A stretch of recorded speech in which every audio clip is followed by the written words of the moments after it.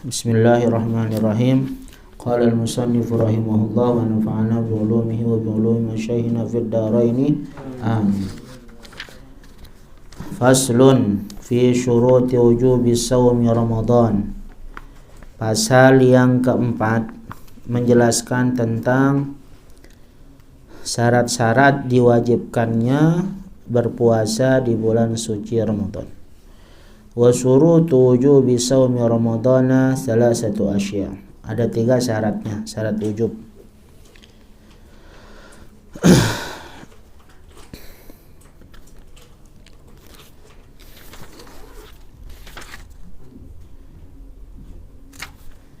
Syurutu wujubi shaumi Ramadan, nih syarat diwajibkannya puasa bulan suci Ramadan ada 3. Yang pertama itu adalah al-Islam. Fala yajibu ala kafirin, bima'na annahu la yalzamuhu qada'uhu idza aslama. Kenapa tidak diwajibkan orang kafir? Bermakna annahu la yalzamuhu qada'uhu, yaitu tidak wajib dia mengqadanya ketika dia masuk Islam.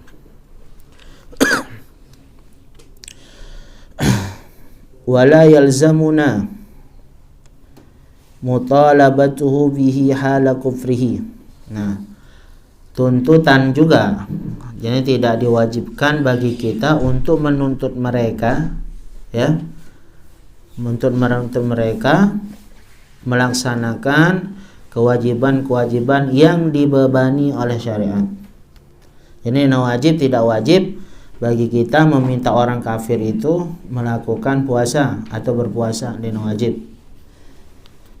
Walakin, akan tetapi kata Syekh di sini, yahrumu alaina an nu'inahu ala ma la yahillu indana. Tapi diharamkan juga untuk kita apa an nu'inahu ala ma la yahillu indana, membantu mereka terhadap hukum yang tidak diperbolehkan bagi kita yang berpuasa. Maksudnya apa? Contohnya, wabil misalkan yattadihul maqal kal akli wasyurbi fi nahari ramadhana bidiyafatin aw ghairihi. Ini kalau ada orang non muslim datang ke rumah sebagai tamu, tidak boleh juga kita untuk mengeluarkan sesuatu yang tidak diperbolehkan bagi kita memakan dan minumnya di siang hari bulan suci Ramadan. Karena berpuasa kan menghormati takriman di syahri Ramadan. Didahulukan itu. Jadi kalau ada orang non muslim yang bertamu ke rumah seorang, orang yang muslim sebagai tuan rumah itu tidak boleh dia itu menghidangkan makanan atau minuman dengan tujuan dengan alasan menghormati tamu kan dia jadi tamu ini. Saya tidak diperbolehkan karena termasuk kategori membantu mereka mensyiarkan sesuatu yang bertolak belakang dengan syariat Islam. Sedangkan di dalam berpuasa bulan suci Ramadan itu dikatakan puasa karena menahan kan dari segala sesuatu yang membatalkan puasa. Berarti termasuk kategori nahi mungkar, amar ma'ruf nahi mungkar. Mana contohnya kata Syekh? Wa min zalika i'tahu al-qahwata masalan. Sebagaimana kita menyuguhkan kopi atau teh itu tidak diperbolehkan. Karena apa? Takriman li syahri Ramadan. Memuliakan bulan suci Ramadan. Makanya kata Imam Al-Ghazali mengatakan bahwa as-saumu kafun wa tarkun. Puasa itu adalah menahan dan meninggalkan. Menahan dari segala sesuatu yang yang membatalkan puasa.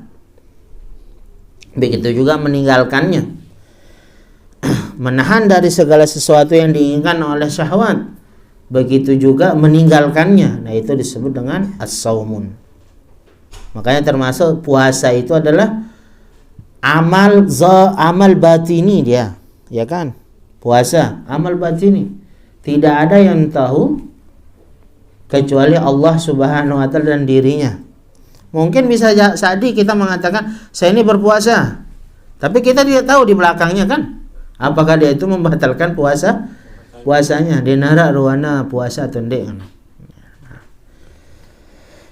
Oleh sebab itu Islam itu adalah kategori muslim, adalah syarat wajib orang itu berpuasa. Kalau dia tidak muslim, misalnya dia tirakat, tapi tujuannya itu bukan karena Allah, atau dia non muslim, kan dia berpuasa juga katanya. Ada orang non muslim yang berpuasa, kayak Hindu itu kan, pada Nyepi itu dia puasa dia. Nah, tapi dia tidak muslim kan, bukan dikategorikan dia shaim secara syariat. Itu secara syariat Islam. Makanya orang kata Imam Al-Juwaini itu kan, apakah orang kafir itu adalah dituntut melakukan ibadah kayak gitu? Dia itu adalah kategorinya yang dimaksud di sana itu hal mutalab, apakah dia dituntut untuk melakukan ibadah? Orang-orang kafir. Ternyata jawaban beliau itu adalah kalau orang di dalam dalilnya mengatakan ya mereka sebenarnya dituntut, tetapi dia tidak sah ibadahnya kalau dia tidak Islam, kalau dia tidak muslim. Itu menunjukkan nauzubillah min dzalik, sisaan bagi orang-orang yang tidak muslim, dia itu akan mendapatkan dua azab. Azab karena meninggalkan i'tiqadnya, itu dia tidak bertauhid dan tidak bersaksi kepada Nabi Muhammad, dan yang kedua itu karena dia tidak melaksanakan furu' syariah, tidak melaksanakan tuntutan syariah. Ini dua diazab katanya. Dalilnya itu ma salakakum fi saqar qalu lam nakum minal musallin. Apa yang menyebabkan kalian masuk ke dalam neraka saqar? Dia tidak menjawab kami tidak bertauhid, lasna minal muwahhidin gitu kan, enggak. Tetapi jawabannya itu adalah kami tidak sholat. Kan sholat itu termasuk kategori syariat, ya kan, syariat amal. Nah itulah dalil kata Imamul Haramain menunjukkan bahwa orang kafir itu dia dituntut melaksanakan syariat, tetapi syariatnya itu adalah tidak sah jikalau dia tidak muslim. Dua siksaana. Tetapi kalau orang muslim, dia itu dituntut dua, tetapi dia tidak disiksa karena nauzubillah min dzalik, sekiranya Allah dengan keadilannya Allah dia masuk ke dalam neraka orang muslim ini, dia terlepas daripada siksaan karena tidak bertauhid. Karena dia bertauhid kan, karena dia itu menyembah Allah. Apa yang menyebabkan dia masuk ke dalam neraka? Karena tidak melakukan tuntutan syariat. Dia sudah muslim. Kayaknya orang itu dia terbagi menjadi tiga, kata Dr. Tahir Al-Qadiri itu. Orang mukmin dia itu masuk surga bighairi hisab. Keadaan yang pertama seorang mukmin masuk surga bighairi hisab. Yang kedua masuk surga bihisab, dihitung dulu dia amalnya. Nah, yang mumayyizah, yang istimewa ini adalah orang masuk surga bighairi hisab, tanpa adanya hisab, tanpa dihitung amal perbuatannya. Yang kedua ini masuk surga bihisab, dihitung dulu. Dia ini berhak enggak masuk surga atau tidak, dihitung. Dan yang ketiga ini dia masuk surga akan tetapi dibersihkan dulu di neraka. Orang muslim. Jadinya semuanya orang mukmin itu adalah masuk ke dalam surganya Allah Subhanahu wa taala. Lalu dari mana para ulama mengambil kesimpulan seperti itu? Oh, banyak.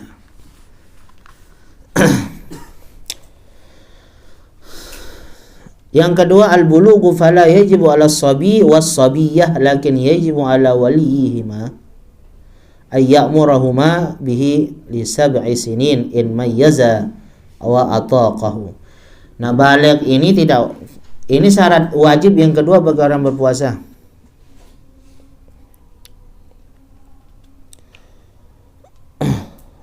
Kemana? Hah?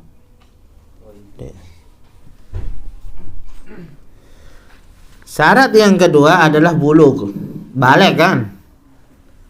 Berarti tidak wajib bagi anak kecil, baik laki-laki maupun perempuan, tetapi diwajibkan kepada walinya dengan ta'na. Harus dia ayyamurahuma, orang tuanya itu memerintahkannya li sab'i sinin. Nah, 7. Ketika umur 7 tahun, lalu dia itu mumayyiz. Kata-kata mumayyiz itu adalah dia bisa membedakan antara baik dan benar misalnya. Dia bisa membedakan antara makan dan minum, kata para ulama. Dia bisa makan sendiri, bisa minum sendiri. Namun gambaran sekarangnya dia bisa membedakan uang palsu dengan uang kertas dengan yang uang asli dengan yang palsu. Jadi ketika dia pergi belanja, oh ini adalah uang yang asli. Tahu dia uang mainan. Nah itu sudah mumayyiz, sudah itu. In mayyaza, kalau dia sudah berumur 7 tahun dan mumayyiz maksudnya wa ataqahu, dan mampu berpuasa, udah dia berpuasa, dilatih. Wa ayyadribahuma ala tarkihi li 10 sinin. Ini diajar anak-anaknya itu diajar dari umur 7 tahun.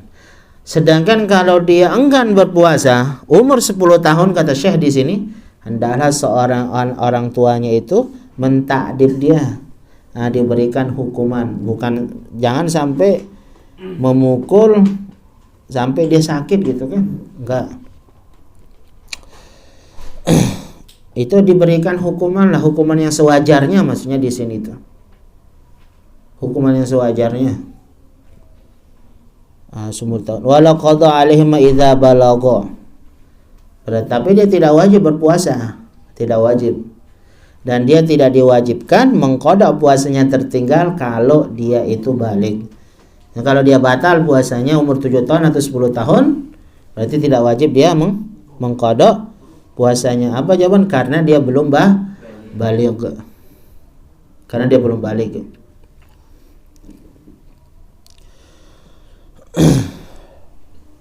Sama sih. Misalnya dia berpuasa, dia enggak berpuasa misalnya. Kemudian di siang hari, dia balik di awal Ramadan ini, kan iman puasa, ternyata mimpi basah di siang hari. Dia enggak mau berpuasa karena dia belum balik katanya. Tatkala dia mimpi basah di siang hari, itu dianjurkan dia untuk untuk belajar menahan puasa sampai maghrib. Nah, kalau dia baliknya itu di pertengahan, tetapi dia tidak wajib mengqadanya karena dia tidak mengikuti istilahnya puasanya itu dari awal terbit fajar. Ada waktu itu. As-salis al-aqlu fala yajibu 'alal majnun wallahu qada 'alaihi badal ifaqah, itu akal. Tentunya akal, orang berakal, karena akal itu termasuk kategori poros dari beban kewajiban yang diwajibkan oleh Allah Subhanahu wa taala. Kalau orang tidak berakal berarti tidak wajib dia sholat, tidak wajib dia puasa. Orang gila dia wajib puasa, dia wajib sholat. Makanya tidak wajib bagi orang gila. La yajibu 'ala majnun wala qada'a 'alaihi. Dia wajib mengqadanya kalau dia ipaqah. Ipaqah itu dia sadar. Kalau dia sehat dari gilanya, misalnya dia gila sampai umur 30 tahun, dia balik dari umur 15 tahun. Nah, 15 tahun dia gilain, dia wajib mengqada puasanya. Illa, kata Syekh di sini, illa in ta'adda bimuzili aqlihi atau bimuzili aqlahu. Kecuali ada unsur kesengajaan, ada unsur sengaja, dia itu menghilangkan akalnya. Jadi kalau ada unsur kesengajaan dari orang agar dia tidak berakal, lalu benar dia tidak berakal, sebab itulah yang menjadikan dia wajib mengqada puasanya. Misalnya sengaja dia itu memakan sesuatu yang bisa menghilangkan akalnya, kemudian benar hilang akalnya di tahun itu, wajib mengqadha puasanya itu. Karena ada unsur kesengajaan, ada unsur dia tidak mau berpuasa. Makanya ada kaidah mengatakan ar-rukhasu la tunatu bil ma'asi. Keringanan itu tidak bisa diiringi dengan maksiat. Tidak boleh diiringi dengan kemaksiatan.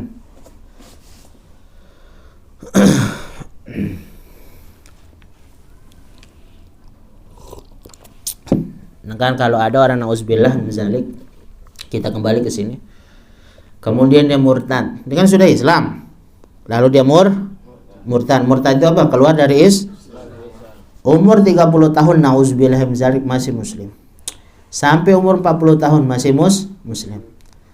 Umur 41 nikah dia dengan orang non muslim, ngikut kepada istrinya, ngikut kepada suaminya. Nauzubillah.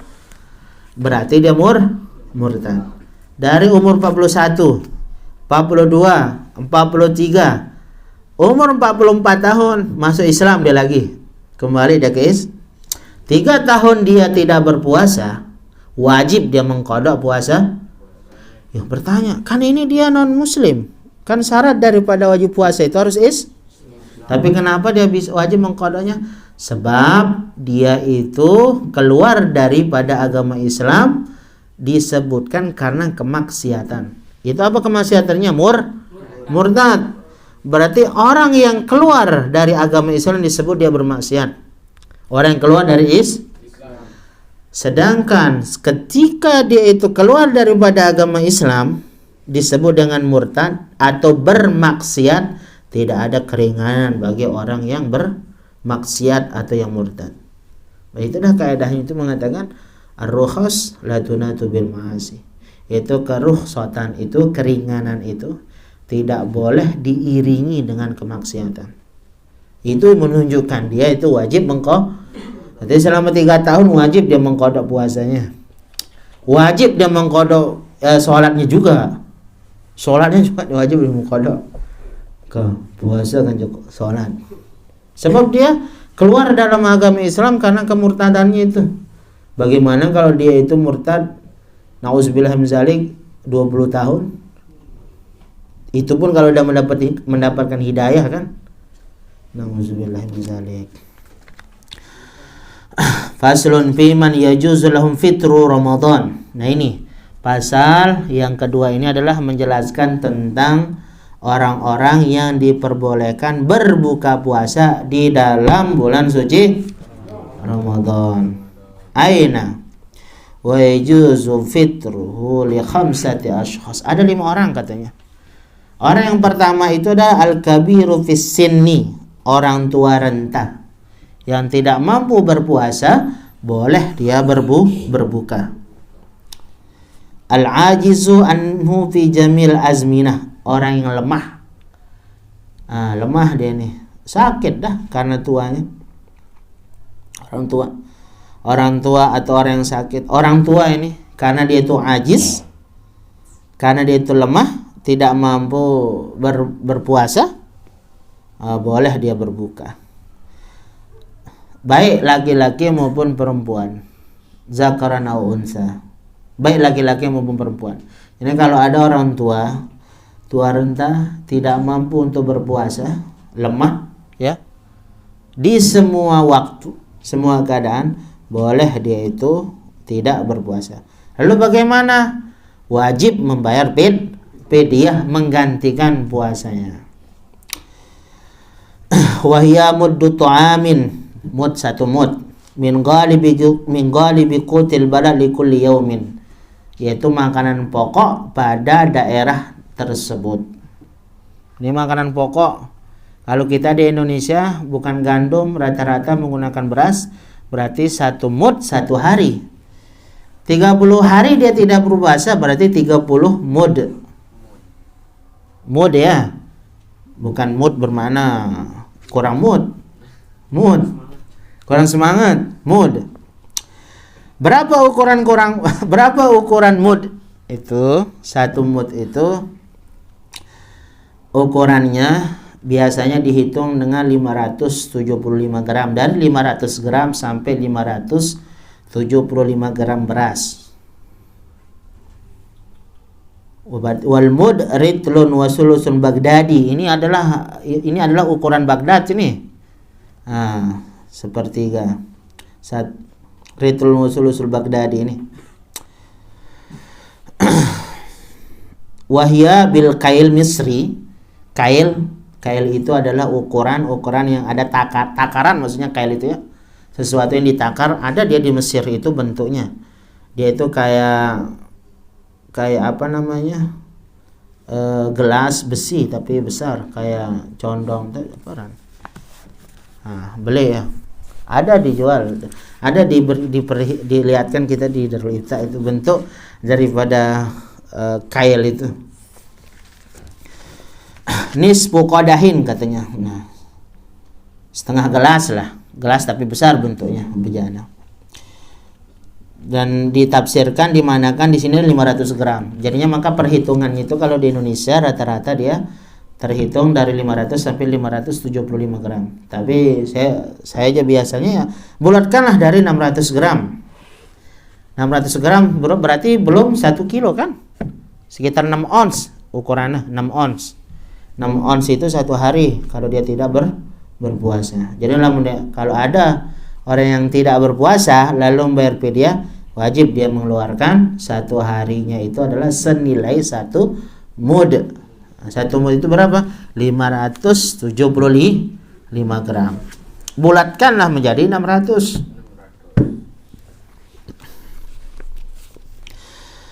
Ini pertama orang yang tua rentah. Yang kedua itu adalah al-marid. Itu orang sakit. Allazi yahsulu lahu bihi masyaqqatun la tuhtamalu adatan. Mahrid yang dimana jikalau dia berpuasa akan menyulitkannya, ada masakoh, ada kesulitan. Masakohnya ini adalah kesulitan yang tidak biasanya ditemukan. Jadinya kesulitan yang dimana membawanya kepada sakit. Makanya kalau dia itu berpuasa, bisa jadi sakitnya itu bertambah atau dia tidak kunjung sehat. Mana dia katanya dibagi menjadi beberapa di sini kan. In kana maraduhu la yurja bur'uhu biqaulil atibba. Jikalau sakitnya itu tidak ada harapan untuk sembuh, disebut dengan sakit muzminah dia. Sakit yang mengantarkannya kepada akhir hayatnya di dunia. Itu rata-rata kalau sekarang kita lihat, kalau sudah orang kronis dia di diabetes itu, ini udah meresekat, untuk sembuh itu katanya sulit. Ada yang tidak ada harapan, ada yang ada harapannya. Makanya kadang orang diabetes, Allah maafina min wabtalah. Kalau ada yang diabetes, saya pernah ditanya, ada yang diabetes katanya, kalau dia berusaha untuk puasa, subhanallah, berusaha dia puasa. Tapi tatkala di tengah hari siang-siang itu, ya Allah, dia nggak bisa mengendalikan dirinya, lemah, pingsan, jatuh. Udah saya bilang jangan dia berpuasa, karena dia wajib minum obat kan, wajib minum obat. Udah jangan dia berpuasa, tetapi hendaklah dia diganti dengan menggunakan mud, bayar fidyah. Itu bagi yang tidak ada harapan untuk sembuh.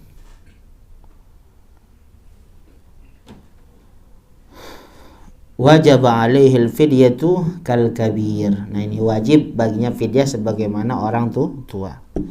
Wala qada alaihi law furida shifahu. Nah, tidak diwajib mengkodoknya jikalau diperkirakan ada kemungkinan untuk sembuh.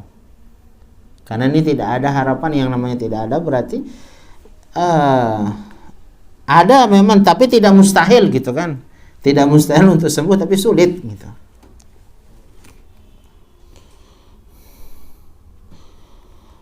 Walau qada alaihi, tidak wajib dia mengqadanya karena dia fidyah cukup. Wa in kana maraduhu yurja bur'uhu, tetapi kalau sakitnya itu ada harapan untuk sembuh, wajib alaihil qada, wajib dia mengqadanya. Mungkin kan Misalnya kalau dia sakit yang dimana sakitnya itu jikalau dia tidak minum obat, oh itu bertambah wajau si asnan, misalnya kalau dia sakit gigi, oh dia tahu kah, lalu minum obat lah, dia itu wajib dia itu mengkodok puasanya itu sekiranya dia sakit. Biduni fidyatin, tanpa adanya fidyah, wa yalzamuhu, dan wajib dia tabyitun niat. Nah, kalau dia hanya sekedar sakit agak kurang sehat, sakit demam biasa atau pilek gitu ya, wajib pada malam harinya itu dia berniat untuk berpuasa. Dene kayak nemu nih lah, dia tahu puasa cuma nih. Wah, jadi ada rencananya nak berpuasa. Wala rencananya nak berpuasa, ada rencananya untuk tidak berpuasa, itu tidak diperbolehkan. Wajib, kata syariatnya, wa yalzamuhu tabyitun niat. Wajib dia berniat pada malam hari. Maka saya pernah ditanya, ada hukum bagi orang gimana kalau dia kerja misalnya di Malaysia. Ada orang kerja di Malaysia kan? Atau berampe, atau dia panen segala macam. Dulu pernah puasa orang ujian dulu di Azhar. Bulan puasa, dan puasanya itu adalah musim panas. Ya Allah, 45 derajat siang. Masa sekarang aja enak orang berpuasa di Mesir. Enak deh sekarang itu. Apa namanya? Jam setengah 3 itu sudah subuh. Subuh jam setengah 3. Jam 3 subuh. Jam setengah 3 orang berbuka. Jam 7 maghrib ke 16 jam. Malah lebih dulu itu. Dan ujian. Ngeri ini ujian ini kan. Ujian. Ada orang ujian berpuasa dulu. Ada beberapa fatwa Azhar, yaitu adalah jikalau katanya kan. Ini bukan karena ujian dia boleh berbuka ini. Tapi karena dianggap dia sakit. Disebut dengan ini maraduhu yurjaburuhu, yang ada harapan untuk sembuh. Sekiranya di tengah ujiannya itu dia itu dehidrasi kan, dehidrasi itu kekurangan cairan, berarti kan dianggap sakit, boleh dia itu berbuka. Tapi bukan karena imtihan, tapi karena dia sakit. Karena dia sakit. Makanya ada fatwa, tatkala misalnya ada orang bekerja di Malaysia, jangan dia mengatakan, ndek ku puasa jemaah saya nggak ku begawean, ngandak kayu atau metik itu sawit. Gak boleh ada berazam dia itu dari malam hari ndek ku puasa jemaah mana. Padahal sehat, malam hari itu dia sehat kan. Nah, tetap dia berpuasa, tetap dia itu makan sahur, tetap dia itu berniat. Nanti tatkala di pertengahan puasanya dia itu mendapatkan sesuatu kesulitan yang menyebabkan dia itu sakit, misalnya dehidrasi, kekurangan cairan, tidak bisa dahaga, nggak bisa gimana gitu kan, saking hausnya. Nah, itu boleh dia, istilahnya itu ada fatwa dari ulama mengatakan, guru kita di sini, boleh dia berbuka, tetapi setelah itu dia menahan. Sekedar makan ala qadri katanya di situ. Ad-daruratu tuqaddaru biqadariha kan. Ya namanya darurat itu adalah ya sekedarnya. Dia tidak boleh sampai kekenyangan kalau dia berbuka di siang hari itu. Sesuai dengan sekedar bisa menahan daripada rasa hausnya atau rasa laparnya. Karena dia darurat, dalam keadaan darurat. Lalu lamun kekenyangan besar, oh ini salah. Sebab orang yang darurat itu memang dalam keadaan darurat itu diperbolehkan dia itu melakukan sesuatu yang haram kan. Tetapi melakukan atau tanawul, diperbolehkannya memakan sesuatu yang haram dengan sekedarnya saja. Ad-daruratu tubihul mahzurat, ad-daruratu tuqaddaru biqadariha. Sekedar. Batal sih. Batal puasanya. Makanya kalau misalnya kalau ada orang yang batal puasaku nangka. Saduan yang mangan malik terus kuno. Salah ini. Berdosa dia itu. Sebab apa? Sebab berarti dia secara tidak langsung tidak mentakrimkan, memuliakan bulan suci Ramadan. Orang itu menahan, kan kata Imam Ibnu Hajar kemarin kita baca, jikalau orang yang tahu kewajiban puasa lalu dia tidak mau berpuasa, oh seret, penjara, atau kurung di dalam kamar supaya dia tahu merasakan bagaimana bentuk puasa itu. Sampai seperti itu kan? Ngebang apa? Batal noh. Mbah. Ngebang itu ada dua. Ada fajar kazibnya, ada fajar sodik. Ya. Kalau dia masih di fajar kazib, misalnya ngebang untuk sholat tahajud, tapi di sini nggak ada, belum ada gitu tuh. Kadang ada dia, kadang nggak ada. Oh, itu belum subuh. Kalau sudah lapas oh ini kanggo. Ada orang yang mempelintir batunya Maulana Dr. Ali Jumah dulu di sini. Oh itu boleh itu karena belum selesai. Iya, ternyata Allahu Akbar di akhir azan kan. Dia itu mengiranya Allahu Akbar di akhir azan. Sebelum Allahu Akbar di akhir azan itu, oh boleh itu kita makan gitu. Tatkala sudah melafazkan di sana itu, nggak ada alasan untuk kita ulah doang berat-beratnya Malik.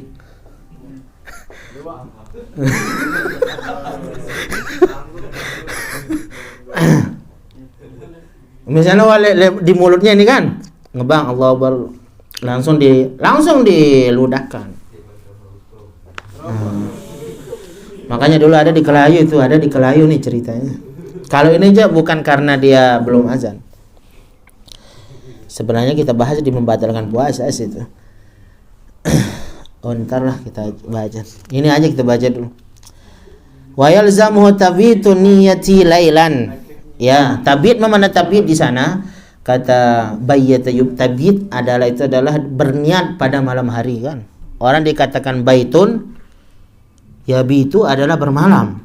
Berarti niat itu bermalam pada malam Di dalam mazhab Imam Asy-Syafi'i ya namanya niat itu kan muqtarinan dia kan. Bahwa niat itu adalah beriringan dengan perbuatan seperti kita sholat. Nah, tapi kalau puasa enggak. Nena bau, nena sah jangan. Makanya orang itu berniat di malam hari. Kapan dia mulai berniat? Ya sejak dia berbuka itu boleh dia berniat. Sejak dia berbuka ini boleh dia berniat untuk esoknya. Kalau sudah berbuka boleh berniat. Makanya niatnya itu adalah pada malam hari. Malam yubaiti siyam kata dalam hadis yang diriwayatkan kalau enggak salah daripada Syedais. Fala siyamalahu kan. Barang siapa yang tidak berniat di malam hari puasanya tidak akan sah. Jangan sah puasa. Nggak wajib sih berniat setiap hari, setiap malam. Ya. Tapi secara tidak langsung kalau sudah mempersiapkan sahur itu sudah ada niat untuk berpuasa di sana itu. Ya kan? Karena untuk kuat, untuk makan, apa tujuan sida untuk sahur? Tidak lain dan tidak bukan untuk berpuasa. Masuk dia kategorinya.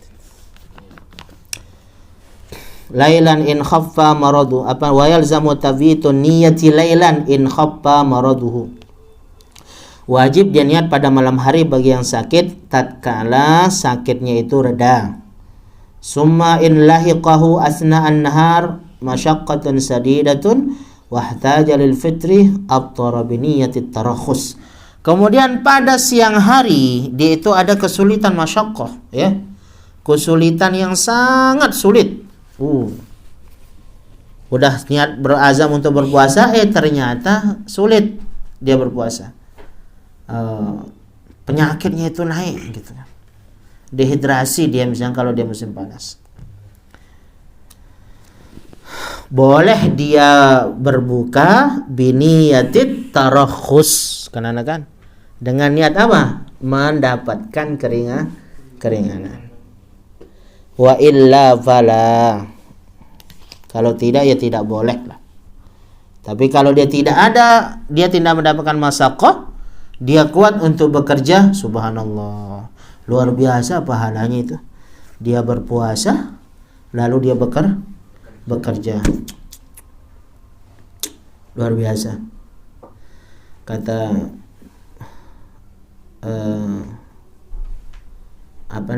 guru kita Maulana Syekh Muhanna kan, orang tatkala dia mendapatkan rukhsah itu, jikalau dia ada niatnya dalam hatinya itu adalah nuzulan li hukmillah, mendapatkan keringanan yang disebabkan karena itu adalah ketentuannya Allah, berarti dia sangat luar biasa. Maksudnya berarti dia mengedepankan hukum daripada dirinya. Tapi kalau dia niat sekedar dia itu misalnya mau bersabar misalnya ini, berarti itu karena keinginannya kan, dia pengen dia berpergian misalnya, agar dia bisa tidak berpuasa. Itu termasuk kateri min khususin nafsi, itu bagian daripada nafsu itu. Bukan karena ingin melaksanakan titah atau perintah dari Allah Subhanahu wa taala. Kita akan sedikit ada di sapar tempatnya nanti. Lalu yang ketiga al-hamil wal murdi. Hamil itu adalah orang yang orang hamil, dan murdi itu adalah orang yang menyusui. Wa yajibu alaihim al-qada wal fidyatu an kulli yawmin muddu ta'amin idza khafata ala waladayhima faqat. Orang yang hamil dan menyusui wajib dia itu mengqada puasanya dan fidyah. Nah, wajib ini dua dia. Dua dibayar ini. Misalnya dia tidak berpuasa. Dia dalam keadaan hamil ya, hamil besar di bulan puasa. Dia tidak berpuasa. Setelah, bagaimana hukumnya? Wajib dia membayar fidyah sama mengqada puasanya. Dalam mazhab kita Imam Syafi'i. Kenapa?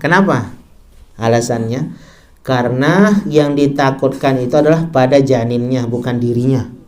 Dia itu kuat, wanita yang tangguh, kuat, powerful. Kayak orang Mesir kan, powerful dia orang Mesir itu, kuat. La ilaha illallah. Anta musyadir, tazawwaj mal Mesir musyadir katanya. Kuat, powerful. Iya, luar biasa. Iya, sebab kan akuanas fil alam katanya. Berisi, powerful, besar. Kuat orang-orang Mesir itu. Yang perempuannya aja itu kuat.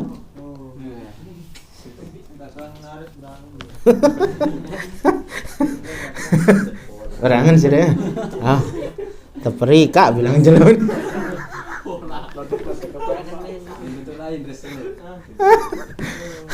Nih, baca dulu.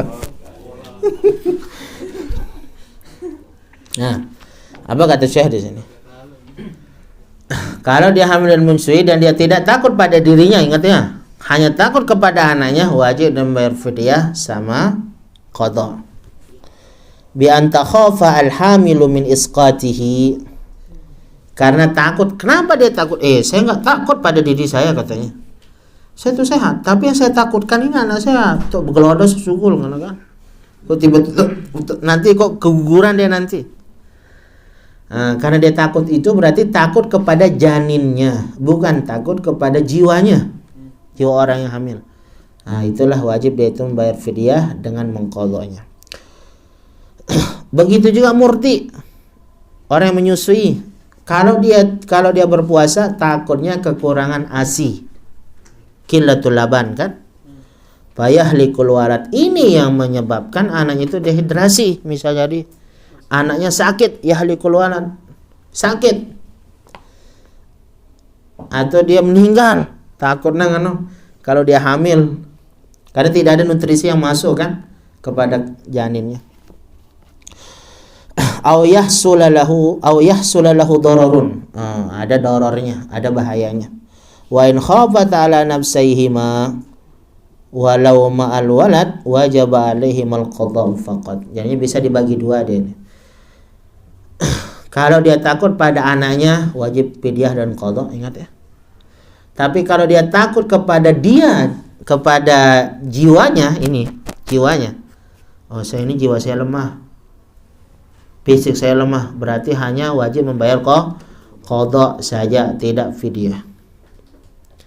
Bagaimana hukumnya kalau dia takut kepada kedua-duanya, jiwanya ibunya, lalu dia takut kepada anaknya? Sama, hanya sekedar wajib membayar qadha dan wajib membayar bin. Ada kaidah yang mengatakan idza ta'arada bainal mani'i wal muqtadi quddimal mani' 'alal muqtadi. Kayak gitu. Besok lah sudah bahas lebih rincinya, nanti di kitab fikih ada dah. Al-khamis, al-musafiru safaran tawilan bi ay yakuna marhalataini fa aktsar, ya kan? Ka'an safara min Dimyat ila Rahbin. Oh, itu daerah Samanut itu. Itu musafir katanya diberikan contoh oleh Syekh karena beliau dari Dimyat ila Rahbin. Rahbin itu adalah daerah di Samanut, daerah Mesir juga. Muhafazah Gharbiyah dia di situ kan. Kalau dia musafir perjalanan yang jauh maksudnya di sini, bukan safaran qasiran. Kalau safaran qasiran lugatan itu sekedar pergi ke Sirina Husain misalnya, pergi ke Deka, itu safaran qasiran itu. Kalau tawil itu dia itu ditempuh dua marhalah. Dua marhalah itu 85 km. Ulama Hanifiyah mengatakan 90 km. Makanya al-khuruju minal khilaf, mengambil khilafiyah 90 km. Itu ahsan bagi orang yang boleh qasar salat. Boleh dia meringkas salatnya, boleh dia berbuka. Wajibu alaihil qadha, diberikan contoh ka'an safara min Dimyat ila Rahbin kan. Wajibu alaihil qadha biduni fidyah. Bagaimana? Hanya sekadar qadha, tidak wajib membayar fidyah. Wala farqa fi jawazi fitrihi baina yakhaba min as-sawmi dadaran amla. Nah, tidak ada bedanya nih. Boleh dia orang itu bermusafir itu boleh dia mengqadha puasanya dikarenakan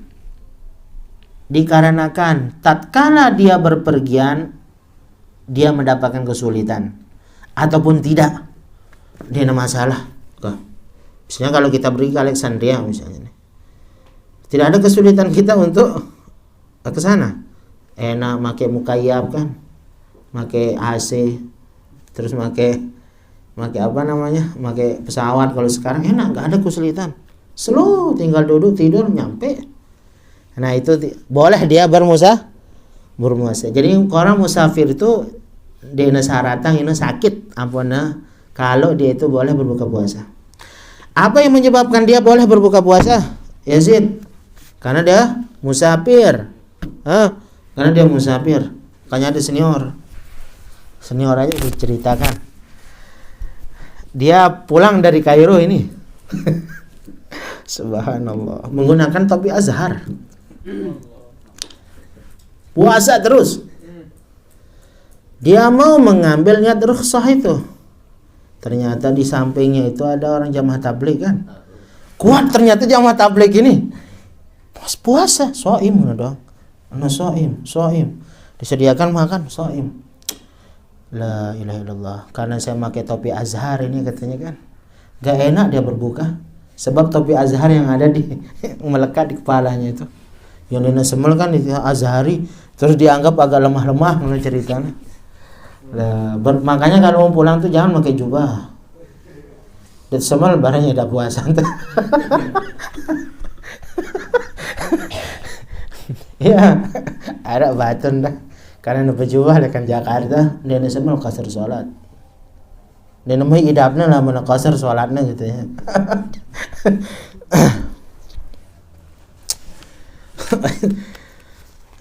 Nih wala farqa ya bisarti ayyan wa tarakhus indal fitri, dengan syarat kata Syekh di sini dianjurkan dia berniat untuk mengambil keringanan. Wa yakuna safaruhu, diberikan syarat juga.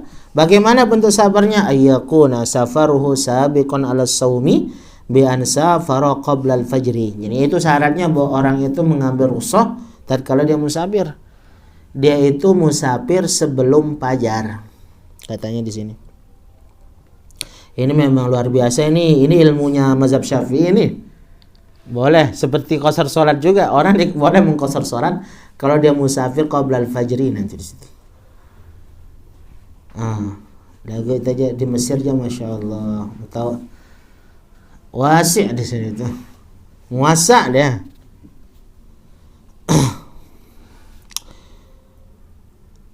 Bi khilafi ma idza tar'a ba'da shaum. Nah, berbeda kalau dia musafir setelah berpuasa. Maksudnya dia musafir setelah terbit fajar, ya kan?